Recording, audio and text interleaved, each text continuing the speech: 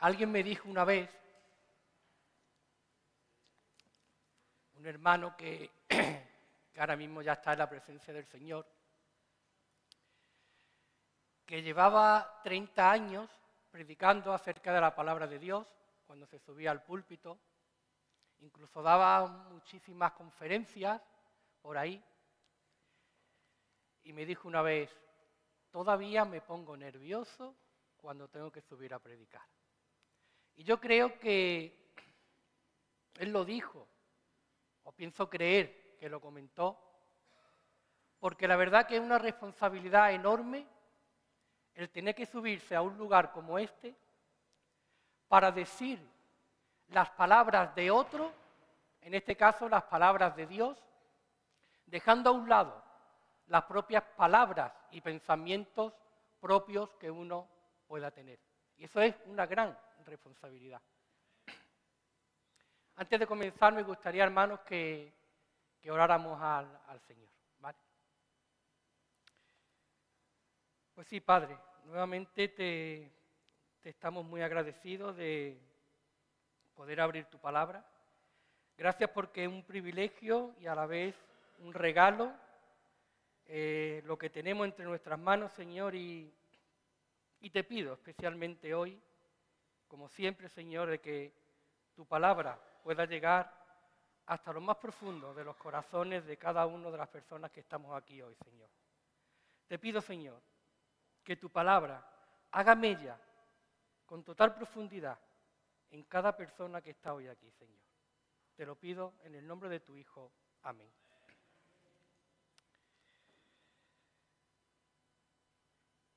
Yo quiero dar las gracias también a hermanos como Julia, como Francis, que como sabéis por su problema personal no puede estar con nosotros, a personas como Boris, como Daniel,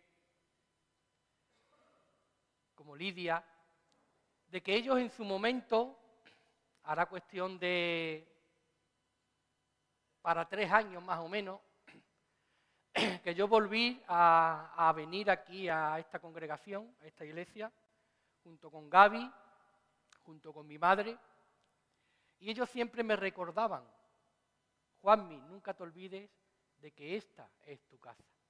Y estoy muy agradecido por ello. Aunque sabemos, ¿verdad?, que nuestro verdadero hogar, nuestra verdadera casa, está ahí en los cielos, porque nuestra ciudadanía está ahí, porque nuestros nombres están escritos ahí en el cielo, porque nuestro reino está ahí arriba, y esa es la gran esperanza que tenemos cada uno de los que hemos creído en nuestro Señor Jesucristo como Salvador. Y eso es un privilegio que tenemos, como digo, porque nos ha venido directamente de Dios. Como bien sabéis, hará cuestión de, calculo yo, 1 año y medio, quizá un poco más, aquí en esta congregación hubo una fusión de 2 grupos. Uno de esos grupos ya estaban asentados aquí, en este lugar, y otro grupo venía de afuera, ¿verdad?, y venían también a poder congregar juntamente también en este lugar. Y tengo que admitir que en su día, en ese tiempo, y hay hermanos que lo saben, la gran preocupación que había en mi corazón no era que dentro de ese grupo de hermanos que se iban a incorporar aquí, a este lugar, fuera que, por ejemplo, Celu, que yo a Celu no lo conocía, y a mí no me importaba en absoluto que Celu fuera más alto, más fuerte y más guapo que yo, a mí eso no me importaba. A mí tampoco me importaba, dentro de ese grupo de hermanos, hubiera personas con un alto rango en la sociedad, que puedan ser, pues bueno, gente con dinero, arquitectos, médicos, o simplemente personas que con su trabajo secular podían llegar a final de mes. Esa no era mi mayor preocupación. Mi mayor preocupación era que ese grupo de hermanos, su fe estuviera fundamentada y abrazada a la sana doctrina de Dios. Esa era mi preocupación. ¿Por qué digo esto? Porque el apóstol Pablo, una de sus principales preocupaciones también era esa, el defender a toda costa la sana doctrina. Fijaros cómo Pablo le escribe a la iglesia en Corinto, en su segunda carta, dentro de un contexto en el que él estaba siendo perseguido, en donde él estaba siendo atacado injustamente, donde se le estaba tachando de que estaba predicando una doctrina de demonios, todo ello por esos falsos apóstoles que habían en ese tiempo, y el fin era de que esos falsos tenían la intención de a los seguidores del propio Pablo, los que aceptaban la predicación de Pablo, la idea era quitarlos de ahí y montar como una especie de plataforma en la cual pudieran hundir y echar abajo lo que era el ministerio de Pablo.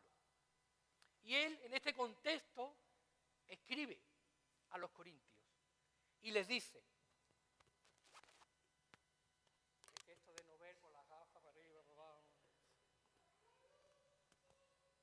Entonces él les dice, como digo en ese contexto, dice, pues no somos como muchos.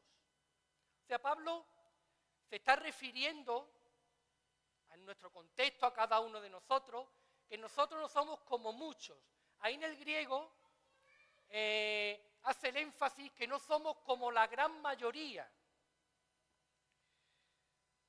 que medran falsificando la palabra de Dios. O sea, aquí estos perseguidores, estos falsos apóstoles, que falsificaban constantemente la palabra de Dios, la diluían, ellos no tenían ninguna intención de predicar el evangelio sano y puro, ese mensaje que el propio Pablo llevaba, y ellos llegaban con artimañas, con engaños, ¿verdad? E intentaban devaluar esa palabra para apartar de la verdad a ese tipo de oyentes. Y sigue diciendo Pablo a estos hermanos, sino que con sinceridad. Y esta palabra es una palabra muy clave. La sinceridad en el Evangelio es esencial. La honestidad a la hora de predicar la palabra de Dios es esencial, porque no podemos predicar cualquier cosa, porque nosotros como Pablo predicamos a un Dios vivo, a un Dios que puede dar vida a los muertos. Predicamos a ese Jesús que murió en una cruz por cada uno de nosotros y pagó ahí en el madero derramando su sangre en favor nuestro. Y ese es el evangelio que nosotros proclamamos. No proclamamos otro tipo de evangelio. Fijaros cómo sigue haciendo énfasis Pablo y dice, como de parte de Dios y delante de Dios. Hoy en día, ahora mismo, en este lugar, se está hablando de parte de Dios. Jamás se me pueda ocurrir a mí, porque temblaría de miedo, de no proclamar la palabra santa de Dios, de no proclamar lo que Él dice en su palabra, y que Dios me libre de que yo sea capaz de proclamar algo distinto a lo que Él dice en su palabra. ¿Por qué? Porque yo y cualquier hermano que se sube en este lugar predica de parte de Dios. Y además no solo eso, dice la palabra de Dios que también delante de Dios. Y aunque nosotros ahora no lo veamos, Dios está aquí delante. Y tiene muchas cosas que decirnos.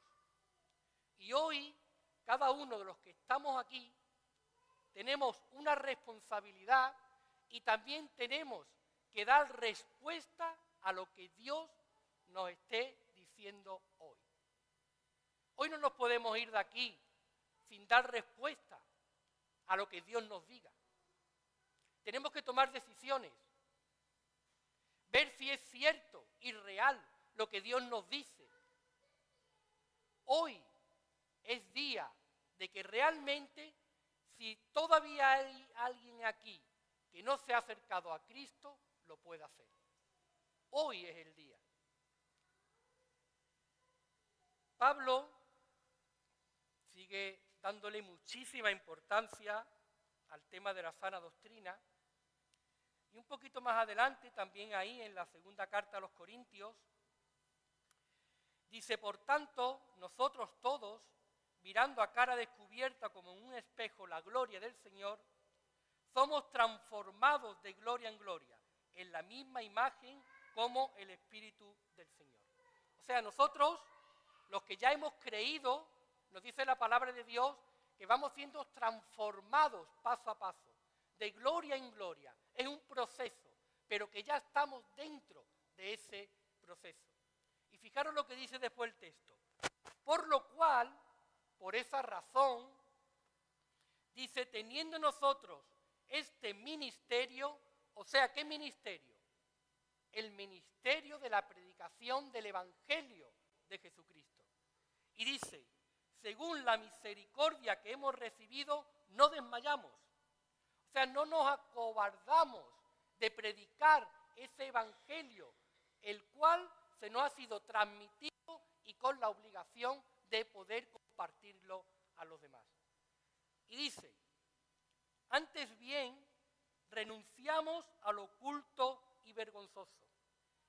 Cuando una persona recibe ese Evangelio de Cristo, ya lo que hace de inmediato es que esos pecados ocultos que puedan haber por ahí, esa vergüenza que pueda haber de hacer cosas que no convienen, esa vergüenza de deshonrar a Dios con ciertos actos que nosotros podamos realizar, eso ya quedó a un lado en nuestras vidas, porque eso es lo que provoca el creer en el Evangelio.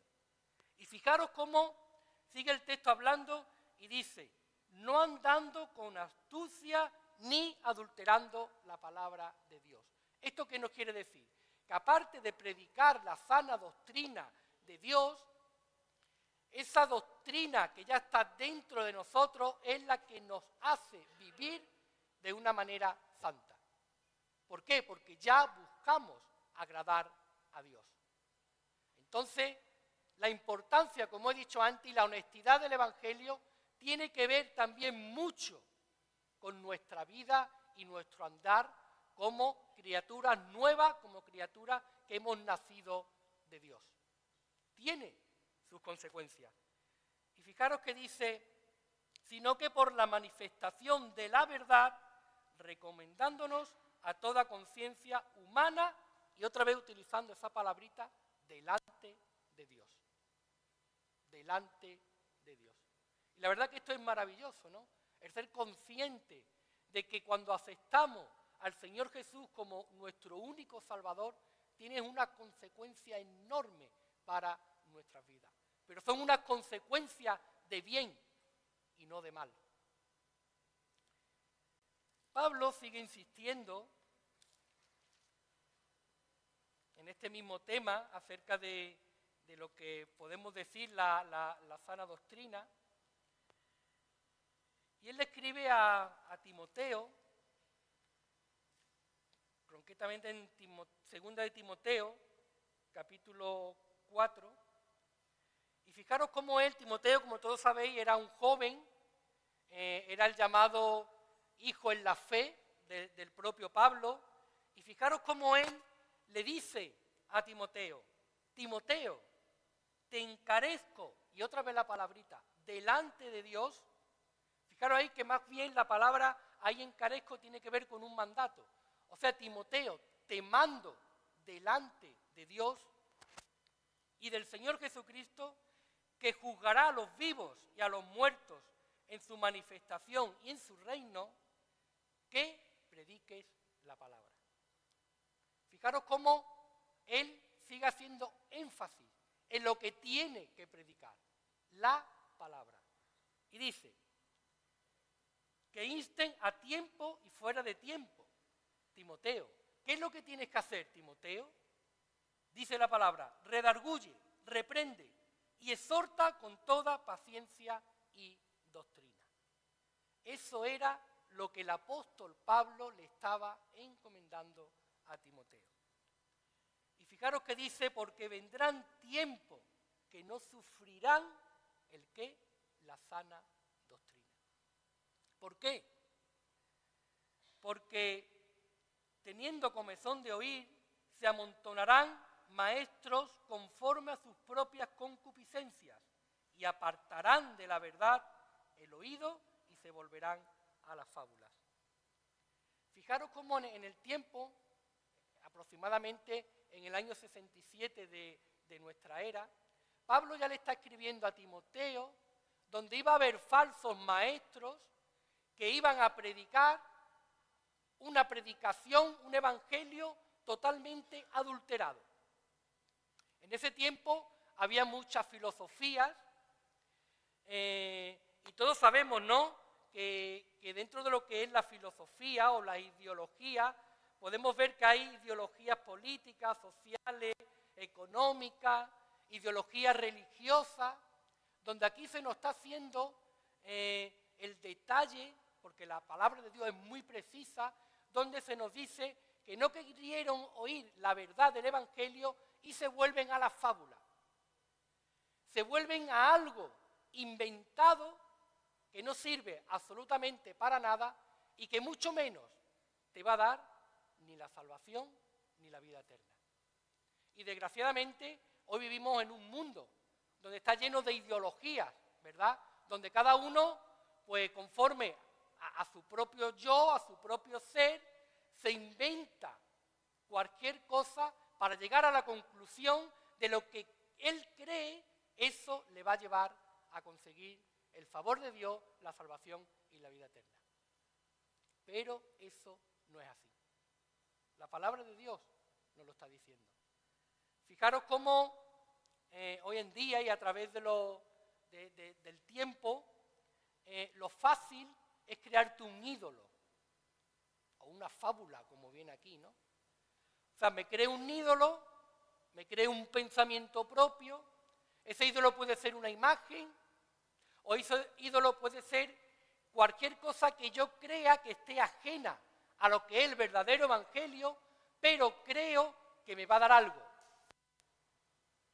Y me va a dar el favor de Dios y la vida eterna. Y eso es muy común que el ser humano lo haga, porque lo hace continuamente. Habría escuchado expresiones como, si yo no he matado a nadie, si yo vivo una vida cívica perfecta, me llevo bien con todo el mundo, llevo una vida moral dentro de la sociedad, donde nadie tiene de qué acusarme, llevo una vida delante de Dios que no es mala, entonces, ¿de qué me va a acusar Dios? Y ese pensamiento está muy marcado dentro del ser humano. Otra de las características que tenía Pablo, y por qué él estaba tan obsesionado con lo que era la sana doctrina, eso le llevaba a él a no avergonzarse del evangelio. A él no le daba vergüenza de predicar la palabra de Dios, en absoluto. Y tenía una razón muy fuerte que le llevaba a eso. Si os fijáis en Romanos, un texto bastante conocido, capítulo 1, versículo 16, dice Pablo, porque no me avergüenzo del evangelio. Él no tenía vergüenza ninguna de predicar el evangelio, a pesar de que él era una persona perseguida, era una persona que a cada momento lo cogían y lo azotaban, lo maldecían, lo metían preso, Esa era la vida de Pablo, porque predicaba ese evangelio. Sin embargo, aún así, él dice, no me avergüenzo del evangelio. Pero ¿cuál era la razón por la cual Pablo no se avergonzaba del evangelio? Lo dice a continuación el texto. Dice, porque es poder de Dios para salvación a todo aquel que cree, al judío primeramente y también al griego. Esa era la única razón por la cual Pablo no tenía vergüenza de predicar el evangelio. Porque sabía que el evangelio, la palabra sana de Dios, es el único medio por el cual una persona puede ser transformada y llevada de muerte a vida. No hay otra manera, no hay otra forma. Y él era muy consciente de que ese poder no provenía de él, sino provenía de Dios mismo. Pero Dios,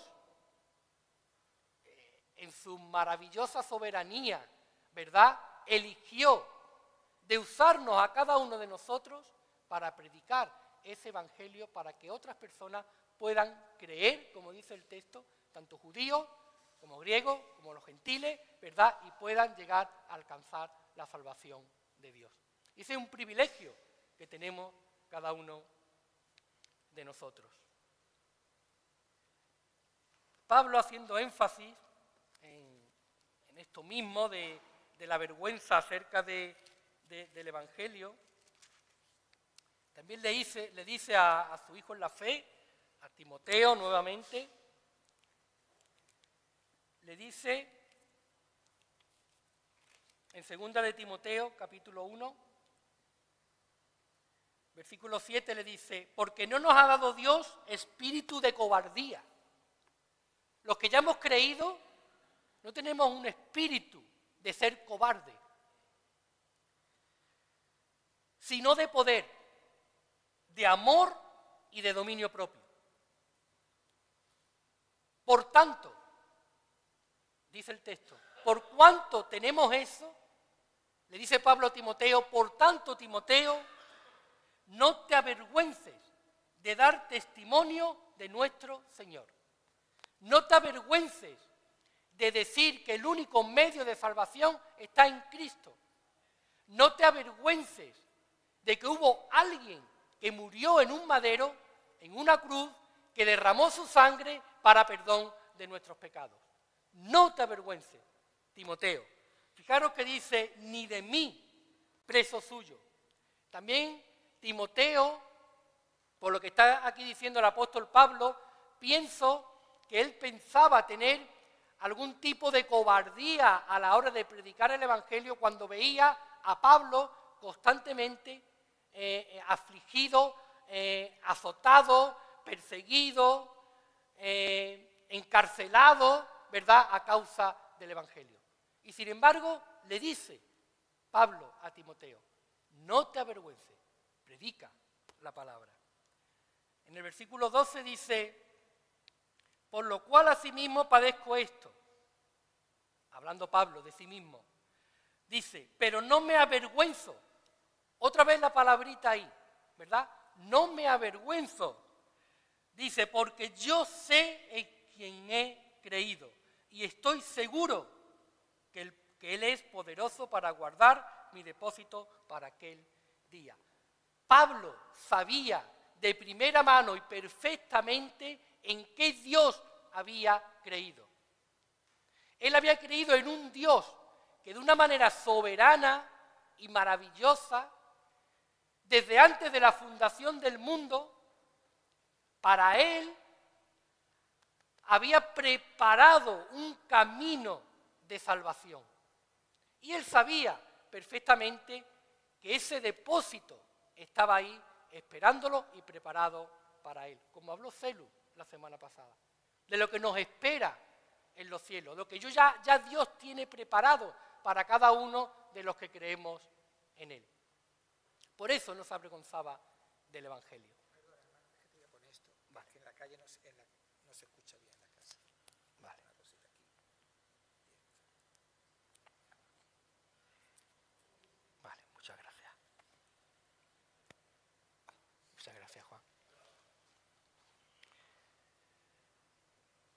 Y sigue diciendo Pablo a Timoteo y le dice, retén la forma de las sanas palabras que de mí oíste.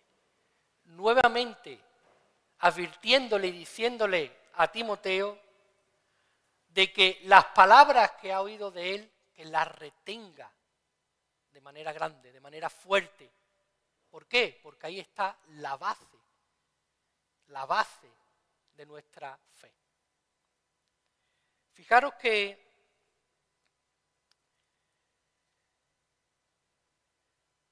en el libro de los Hechos, este es un texto que a mí me marcó muchísimo, Hechos 18. Y podemos leer desde el versículo 9. Y fijaros cómo lo que le dice el Señor a Pablo. Dice, entonces el Señor dijo a Pablo en visión de noche, no temas, no te avergüences, sino habla y no calles, porque yo estoy contigo y ninguno pondrá sobre ti la mano para hacerte mal. ¿Por qué?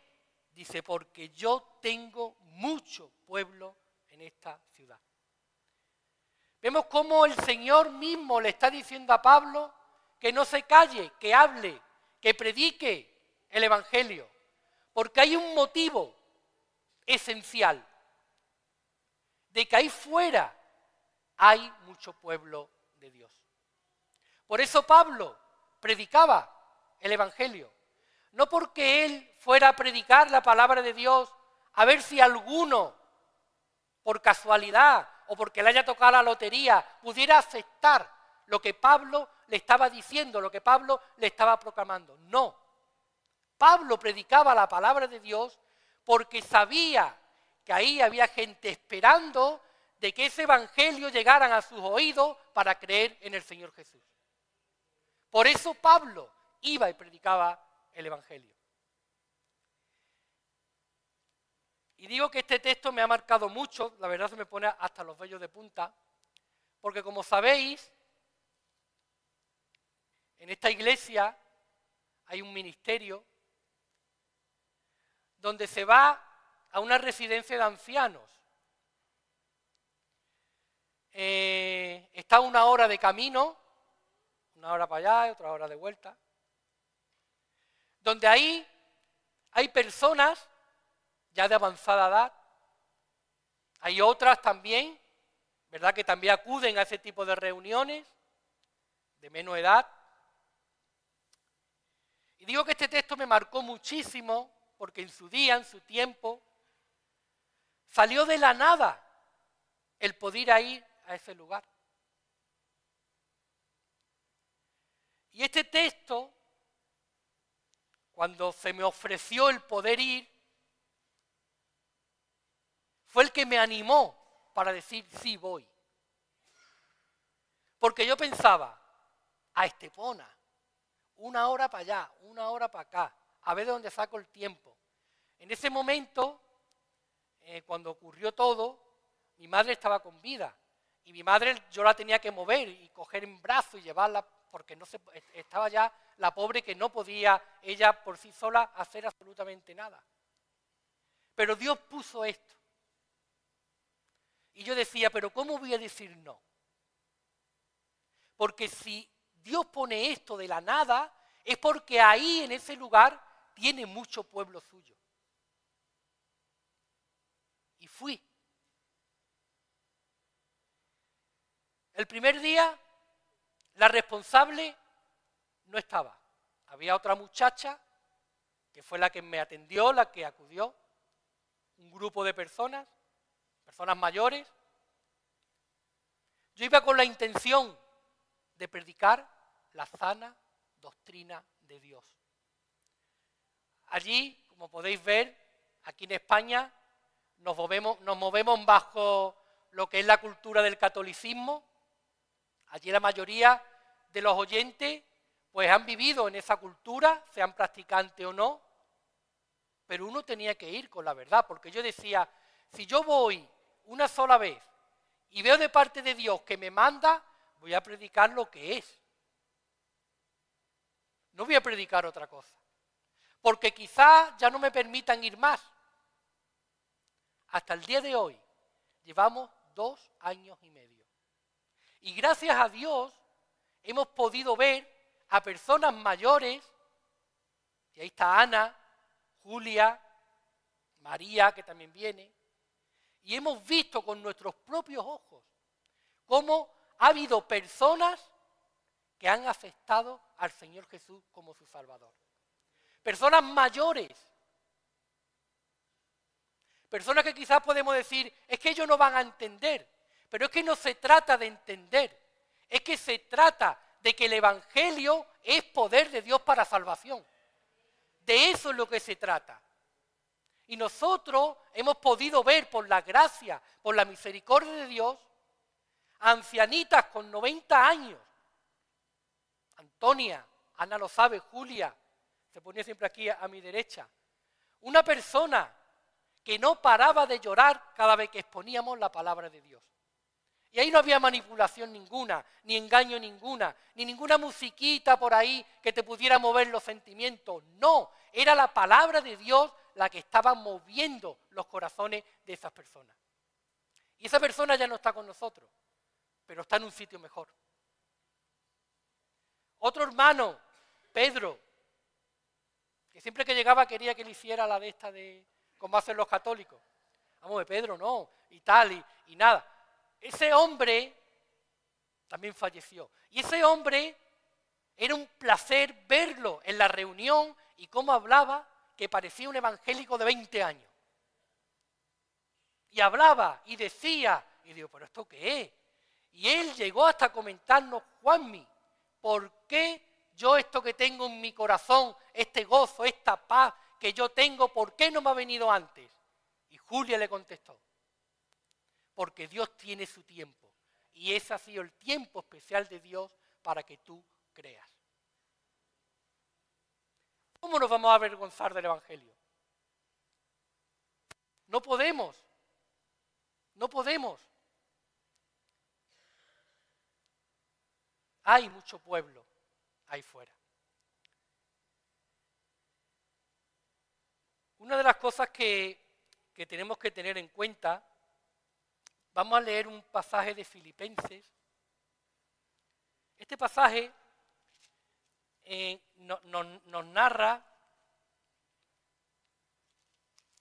lo que era Pablo. O sea, Pablo que está hablando, como acabamos de ver, de que no se avergüenza del Evangelio, de que habla, de que no calla, de que sigue predicando. Y fijaros cómo él en Filipenses 3 nos dice, podemos leer desde el versículo 4, dice, aunque yo tengo también de qué confiar en la carne, o sea, aquí tenemos a un personaje de que él se vanagloriaba de él mismo en su propia carne, de lo que estaba haciendo era algo que agradaba a Dios.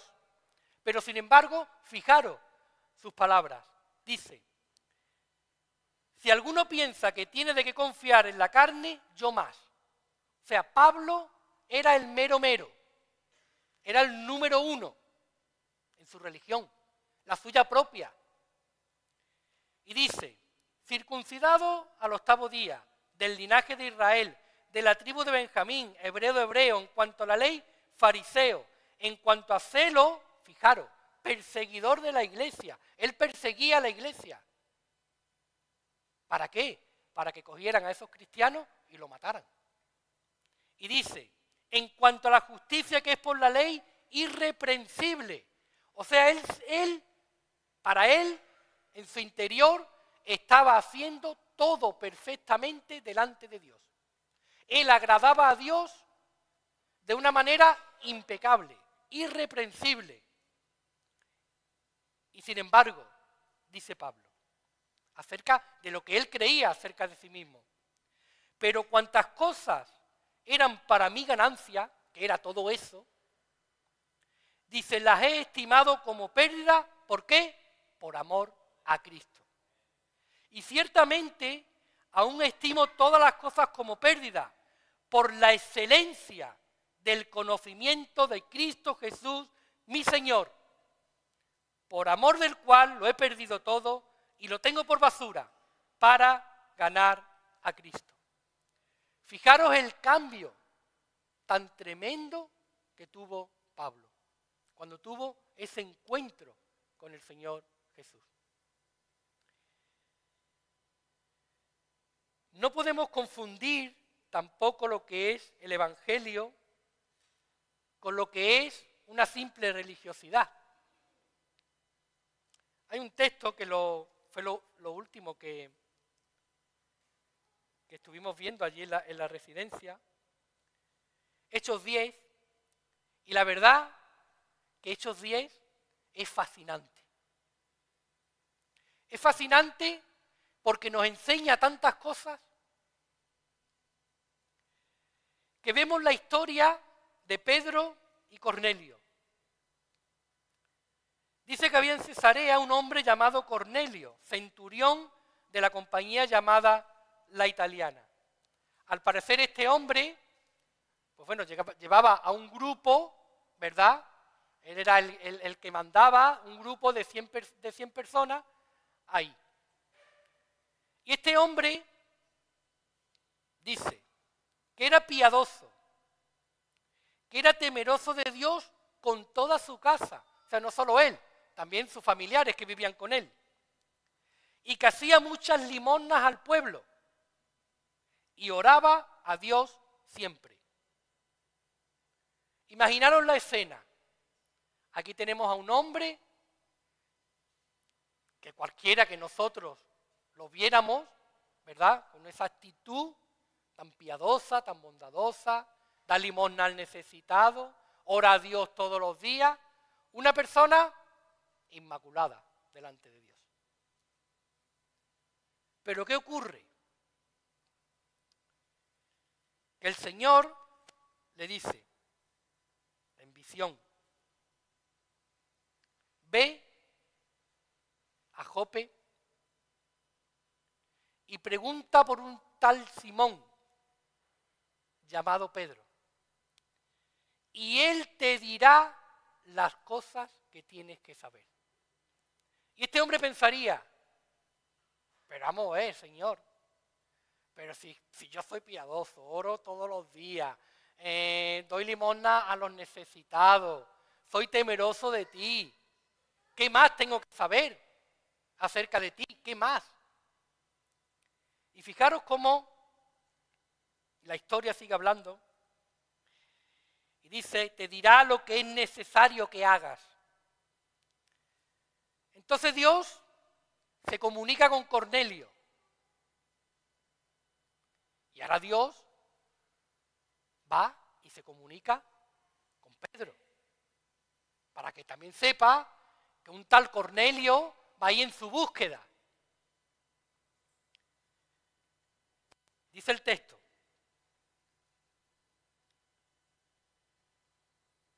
Y mientras Pedro estaba perplejo de una visión que había tenido, he aquí los hombres que habían sido enviados por Cornelio, el texto nos dice anteriormente, que eran 2 esclavos y un soldado, dice que habían sido enviados por Cornelio, los cuales preguntando por la casa de Simón llegaron a su puerta. Y llamando a la puerta, le dijo el Espíritu de Dios, Dios mismo le dijo a Pedro, levántate pues, Pedro, desciende y no dudes de ir con ellos porque yo los he enviado. Entonces Pedro, descendiendo a donde estaban los hombres que fueron enviados por Cornelio, les dijo, he aquí, yo soy el que buscáis. ¿Cuál es la causa por la que habéis venido? Fijaros cómo Dios se pone en contacto con Cornelio. Ahora se pone en contacto con Pedro. Llegan a la casa de Pedro y Pedro les dice, bueno, ¿qué es lo que queréis? ¿Cuál es el motivo por el cual habéis llegado hasta aquí? Y ellos dijeron, Cornelio el centurión, fijaros que vuelvo a decir, para que no haya duda, varón justo y temeroso de Dios, pero no le valía de nada, como ahora vamos a ver. Dice que tiene buen testimonio en toda la nación de los judíos, ha recibido instrucciones de un santo ángel de Dios de hacerte venir a su casa para oír tus palabras. Segunda ocasión en el texto donde se dice de que Cornelio tenía que oír ciertas palabras que Pedro le iba a decir.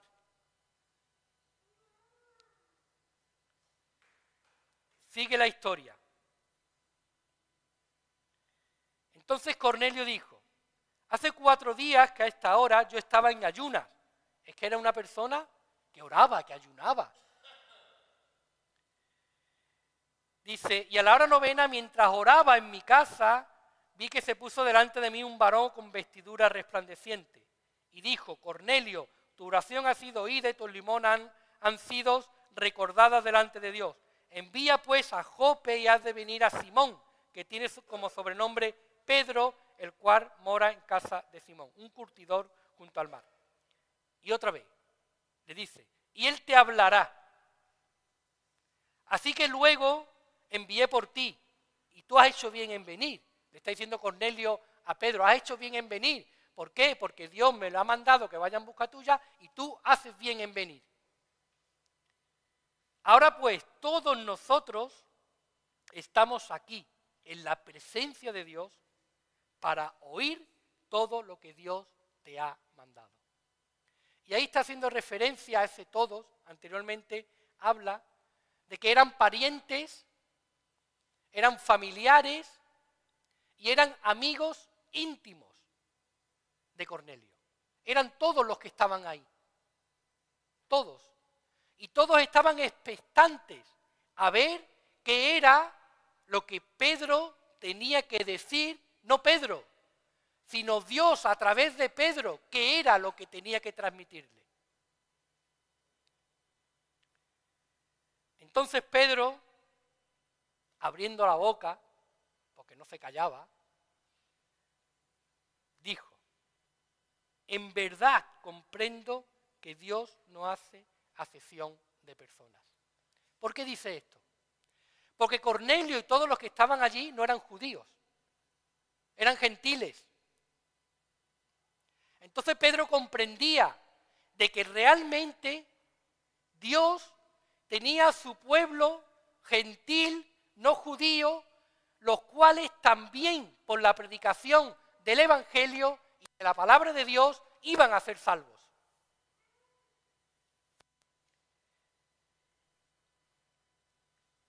Sigue el texto hablando y dice, y la verdad que esto es maravilloso, ¿verdad?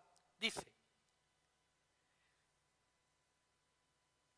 como Dios ungió con el Espíritu Santo y con poder a Jesús de Nazaret, aquí está dando Pedro ya el discurso y las palabras que le tenía que decir a esta gente.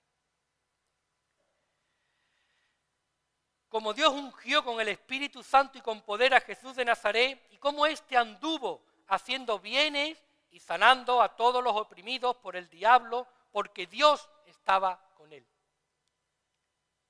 Y nosotros somos testigos de todas las cosas que Jesús hizo en la tierra, de Judea y en Jerusalén, a quien mataron, colgándole de un madero. Y a este, a Jesús, levantó Dios al tercer día e hizo que se manifestase, no a todo el pueblo, sino a los testigos que Dios había ordenado de antemano. A nosotros, que comimos y bebimos con Él después de que resucitó de los muertos. Fijaros el discurso que Pedro le está dando a estas criaturas. Y dice, y nos mandó que predicásemos al pueblo y testificásemos que Él, que es el que Dios ha puesto por juez de vivos y muertos. De este dan testimonio todos los profetas, que todos los que en Él creyeren recibirán perdón de pecados por su nombre. ¡Qué discurso tan maravilloso! ¿Y qué ocurre? Que esto es lo más impresionante. Mientras aún hablaba Pedro estas palabras, el Espíritu Santo cayó sobre todos los que oían el discurso. Fijaros, hermanos, cómo Dios, en su providencia, aún en una familia donde aparentemente, o realmente, según las propias personas que había ahí, Cornelio como principal, que era temeroso de Dios, que era piadoso, que daba limosna, necesitaba oír del Evangelio, necesitaba de oír de que había un tal Jesús que había muerto en la cruz del Calvario para perdón de sus pecados, porque si no, jamás podría alcanzar la salvación. Fijaros cómo Dios actúa. Cuando Dios tiene que salvar a alguien, Él utiliza lo que haga falta para que la palabra de verdad, la palabra del Evangelio, llegue a oídos de esa persona. Y esa persona, indudablemente, se va a convertir. Porque la obra es de Dios, la salvación es de Dios, no es nuestra. No hay nada que podamos hacer para alcanzar la vida eterna. Absolutamente nada. Daniel ha hablado en los cánticos maravillosamente de lo que necesita el ser humano: reconocer su pecado, ir a Cristo, ir a sus pies en arrepentimiento, en fe. Eso es lo que necesita el ser humano. No necesita otra cosa. Es un regalo, es una gracia, es un don que Dios da a todo aquel que cree. Eso es lo que necesita el ser humano. No ser bueno, aparentemente. No creer que por hacer ciertas cosas puede alcanzar al favor de Dios. No, simplemente reconocer su maldad, reconocer su pecado y decir: Señor, yo voy a ti para que tú me libres y me salves. Eso es lo que quiere Dios. Para ir al cielo hay que entrar totalmente desnudo. No podemos ir ni con un simple calcetín, porque no hay nada que podamos hacer para nosotros poder lograr la salvación. Únicamente tal como somos, pecadores, pero que vamos a los pies de Cristo para que Él nos salve. Eso es lo único, no hay más.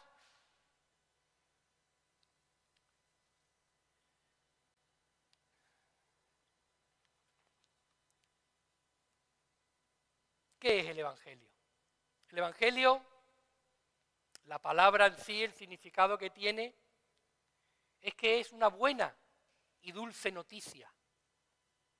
Eso es en sí el Evangelio. El Evangelio es que Dios se encarnó en Jesús, en su Hijo, que vivió una vida perfecta, inmaculada, sin mancha, sin pecado, y que a pesar de eso lo clavaron en una cruz, en un madero. Pero Dios lo resucitó al tercer día. Ese es el Evangelio en sí. El Evangelio es la justicia de Dios imputada al que cree. Ese es el Evangelio. Dios nos promete salvación. ¿Qué es la salvación? La salvación es un rescate, es una liberación. La salvación es la indulgencia del pecado. La salvación es salir de esa ignorancia espiritual que cada ser humano por naturaleza tiene. La salvación es que esa ceguera que podamos tener como seres humanos con nuestra naturaleza caída, esa ceguera se nos quite y de no creer en una religión falsa. La salvación también es escapar de la propia ira de Dios. Eso también es la salvación. Fijaros que en el mismo Romanos, dice la palabra de Dios, Romanos 1:18, un poquito más adelante del que leímos anteriormente, dice, porque la ira de Dios se revela desde el cielo contra toda impiedad e injusticia de los hombres que detienen con injusticia la verdad. La ira de Dios se revela contra aquel que va en contra de la verdad. Fijaros que hay otro texto en los Salmos que dice, Salmo 5,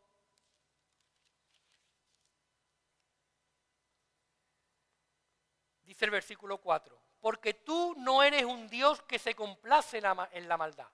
Dios no se complace en la maldad. El malo no habitará junto a ti, los insensatos no estarán delante de tus ojos. Y dice, aborreces a todos los que hacen iniquidad. Él aborrece a todos aquellos que van contra él. Los aborrece. Él es ira también. Y dice, destruirás a los que hablan mentira, al hombre sanguinario y engañador abominará Jehová. Y el Salmo 7 dice, en su versículo 11, Dios es juez, justo, y Dios está airado contra el impío, o sea, contra el que no cree, todos los días. Una persona que todavía no haya dado el paso de fe, de creer en el Señor Jesucristo como su único Salvador, Dios está airado todos los días con él. Todos los días. Y podemos pensar, pues menudo panorama, ¿no? Menudo panorama es el que tenemos, ¿no? Pero Dios no se queda ahí. ¿Por qué? Porque Dios ya trazó un plan que era perfecto. Y ya para terminar, un plan donde Él realmente iba a hacer la obra con una total perfección para que nosotros pudiéramos escapar de esa propia ira de Dios. Fijaros cómo Romanos 3, 21 dice, pero ahora que ya sabemos la situación que nos encontramos y que la ira de Dios está sobre cada uno de nosotros, pero ahora, aparte de la ley se ha manifestado la justicia de Dios, testificada por la ley y los profetas, la justicia de Dios por medio de ¿qué? De la fe en Jesucristo. Para todos los que creen en Él, porque no hay diferencia, por cuanto todos pecaron y están destituidos de la gloria de Dios. Y esa es la situación real que cada ser humano tiene. Todos hemos pecado y estamos destituidos de la gloria de Dios. Pero, sigue el texto diciendo, siendo justificados gratuitamente. Vaya, ahora tenemos aquí a Dios que Él nos va a justificar gratis. Anda, que si nos dijeran que fuéramos a Carrefour a poner unas pantallas de esta gran televisión que nos la van a dar gratis, a ver quién era el primero que salía corriendo, ¿o no? Pues Dios nos da la salvación gratuitamente, por su gracia. Y dice, mediante la redención que es en Cristo Jesús. Cristo Jesús pagó en la cruz lo que nosotros tendríamos que pagar. Y gratis, gratuitamente. Dice, quien Dios puso como propiciación. Y esa palabra es importantísima. ¿Por qué? Porque aquí está hablando que toda esa ira de Dios que Él tiene sobre el ser humano que va en su contra, Él la derramó sobre su propio Hijo en la cruz.